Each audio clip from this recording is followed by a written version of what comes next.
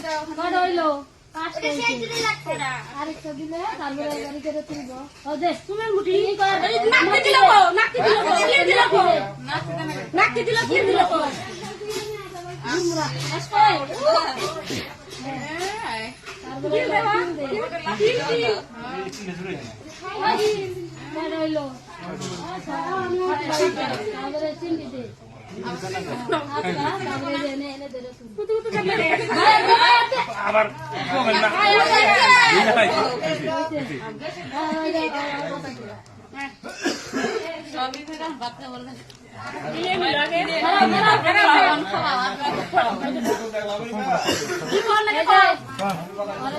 তোমার সারা জীবনের ভাত খাবারের সাথে এলাম তুমি বলে আমি গ্রহণ করলাম ধরবা আবার